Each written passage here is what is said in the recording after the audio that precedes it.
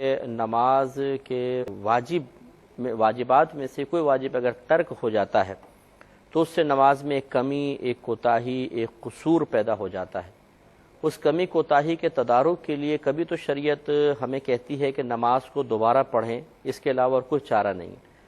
اور کبھی ایسا ہوتا ہے کہ آخر میں 2 سجدے کرنے کا حکم دیتی ہے کہ اگر ان 2 سجدوں کو کر لیا جائے تو پھر وہ کمی کوتاہی ختم ہو جاتی ہے اور نماز دوبارہ کامل ہو جاتی ہے۔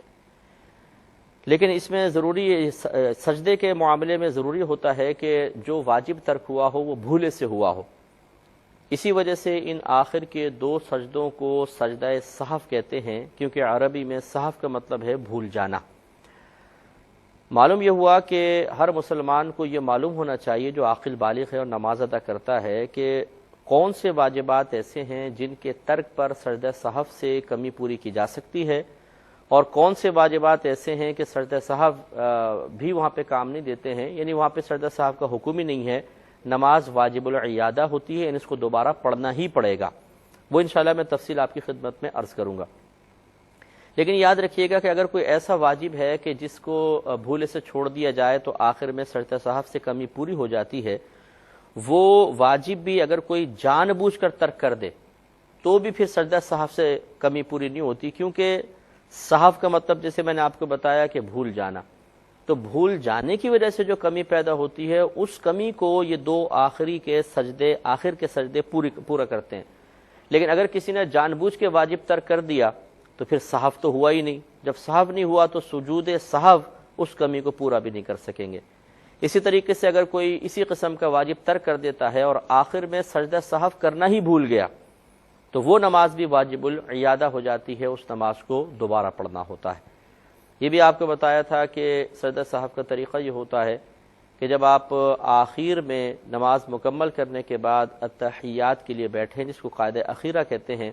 تو مکمل التحیات پڑھنے کے بعد صرف سیدھی جانب سلام پھیریں، اس کے بعد 2 لگاتار سجدے کریں، پھر بیٹھ جائیں، التحیات پڑھیں، درود شریف پڑھیں، دعا پڑھیں اور سلام پھیر کر نماز کو مکمل کر لیں۔ یہ سنت کے مطابق طریقہ ہے۔ اگر کسی نے بغیر سلام پھیرے سجدہ سہو کر لیے تو یہ بھی صحیح ہے لیکن خلاف سنت ہے، اس کو مکروہ تنزیہی لکھا گیا ہے۔ مکروہ تنزیہی کا مطلب یہ ہوتا ہے کہ ایسا کام یا ایسا فعل جس کو شریعت نے ناپسند تو کیا ہو لیکن اس حد تک ناپسند نہ کیا ہو کہ اس کے کرنے والے کو شریعت گناہ گار کہے۔ گویا کہ اگر بغیر سلام پھیرے 2 سجدے کر لیے تو گناہ گار تو نہیں ہوں گے لیکن اس طریقے کو شریعت نے ناپسند کیا ہے۔ یوں ہی یاد رکھیں اگر دونوں جانب سلام پھیرنے کے بعد کسی نے سجدہ سہو کیے تب بھی سجدہ سہو ہو جائے گا اور یہ بھی خلاف سنت ہے۔ یہ بھی یاد رکھیں کہ بالفرض اگر کسی نے سجدہ سہو کرنا تھا لیکن اسے یاد ہی نہیں رہا، اس نے دونوں سلام پھیر کے نماز مکمل کر لی اور پھر اچانک اس کو یاد آیا کہ اوہو مجھ پہ تو سجدہ سہو باقی تھا، تو کیا کرے؟ اس میں دیکھا یہ جائے گا کہ اگر کہ نماز ختم کرنے کے بعد کیا کوئی ایسا کام سرزد ہوا ہے، ایسا کوئی فعل سرزد ہوا ہے کہ جو نماز کے بالکل خلاف ہو۔ مثال کے طور پر آپ کوئی دنیاوی گفتگو کر لینا، اٹھ کے چل پڑنا، کھا لینا، پی لینا، اگر اس قسم کا کوئی کام کر چکے ہیں سلام کے بعد تو پھر گویا کہ اب سجدہ سہو اس نماز کے اندر نہیں کر سکتے ہیں، اب یہ نماز واجب العیادہ ہی ہوگی۔ لیکن اگر کسی نے سلام پھیرا اور بالفرض وہ درود شریف وغیرہ پڑھ رہے ہیں، ذکر الہی کر رہے ہیں یا آیت الکرسی جیسے پڑھتے ہیں اور یاد آ گیا تو یہ کوئی دنیاوی بات نہیں ہے، کھانا نہیں ہے، پینا نہیں ہے، کوئی چلنا پھرنا نہیں ہے، لہٰذا اگر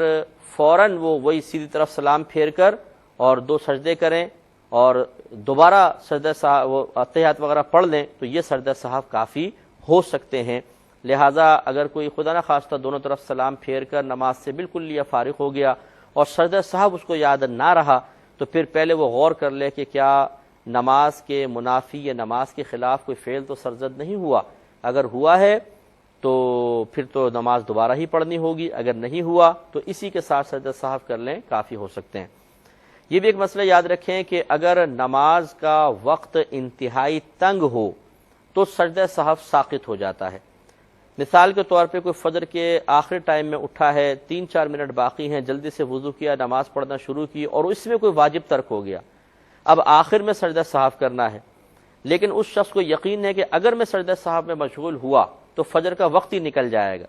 تو پھر اس سے یہ سجدہ سہو ساقط ہو گئے ہیں، وہ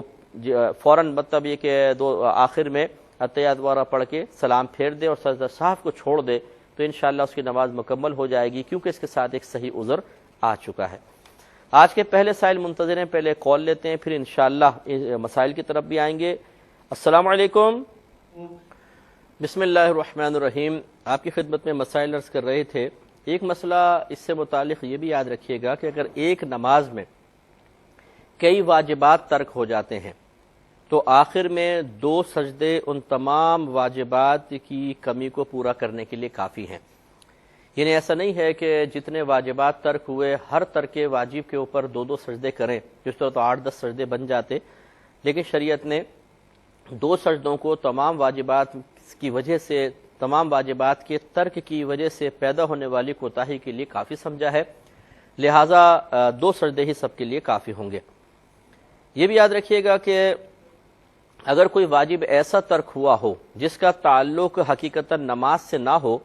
بلکہ خارج نماز سے ہو، اس پر سجدہ سہو نہیں ہوتا۔ مثال کے طور پہ قرآن مجید کو الٹا پڑھنا، خلاف ترتیب پڑھنا، یہ مکروہ ہے، مکروہ تحریمی ہے،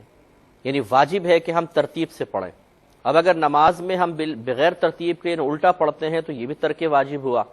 لیکن یہ قراءت کے واجبات میں سے ہے، نماز کے واجبات میں سے نہیں ہے، لہٰذا اس کی وجہ سے آخر میں سجدہ سہو وغیرہ نہیں ہوگا۔ ایک کالر مزید ہمارے ساتھ ہیں۔ السلام علیکم۔ تو ایک مسئلہ جیسے ابھی آپ کی خدمت میں عرض کیا کہ نماز کے واجبات میں سے کوئی واجب ترک ہوگا تو سجدہ سہو ہے۔ اگر ایک ایسا واجب نماز میں ترک ہوا جس کا تعلق حقیقتاً نماز سے نہیں بلکہ باہر خارجی کسی چیز سے ہے تو اس پہ سجدہ سہو نہیں ہوتا، جیسے کہ ترتیب سے قرآن پڑھنا نماز میں واجب ہے، لیکن یہ نماز کے واجبات میں سے نہیں ہے بلکہ قراءت کے واجبات میں سے ہے۔ چنانچہ اگر ہم نماز نہ بھی پڑھ رہے ہوتے تب بھی ترتیب کے ساتھ قرآن پڑھنا ضروری ہوتا ہے۔ ہم بچوں کی تعلیم جیسے ہوتی ہے 30واں سپارہ الٹا لے کر پڑھاتے ہیں، وہ تعلیم قرآن کے اعتبار سے بچوں کی سہولت کے لیے اس طرح پڑھنے کو جائز قرار دیا گیا ہے، لیکن جیسے ہم تلاوت قرآن عظیم کرتے ہیں تو جس ترتیب سے قرآن پاک اس وقت جمع ہے اسی ترتیب سے ہمیں قرآن کو پڑھنا چاہیے، لہذا چونکہ یہ قرات کے واجبات میں سے ہے لہذا اس پر آخر میں سجدہ سہو وغیرہ نہیں ہوگا۔ اچھا یہ بھی یاد رکھیے کہ بعض اوقات نماز میں شک پڑ جاتا ہے اور بعض اوقات غلبہ ظن ہوتا ہے، شک کی صورت میں سجدہ سہو ہوگا، غلبہ ظن کی صورت میں نہیں۔ مطلب کیا ہے کہ مثال کے طور پہ ایک آدمی نماز پڑھ رہا ہے، اب اس کو شک پڑا کہ میں تیسری رکعت پڑھ رہا ہوں یا چوتھی رکعت۔ شک کا مطلب یہ ہوتا ہے کہ دل کے اندر جو کیفیت پیدا ہو رہی ہے یس یا نو کی، وہ دونوں جانب برابر ہوں، کوئی ایک غالب نہ ہو، پتہ نہیں تیسری ہے پتہ نہیں چوتھی، دل جم نہیں رہا، یہ ہے شک۔ تو اس میں پھر یہ ہوتا ہے کہ کم والی کو اختیار کر کے آخر میں سجدہ سہو کریں گے۔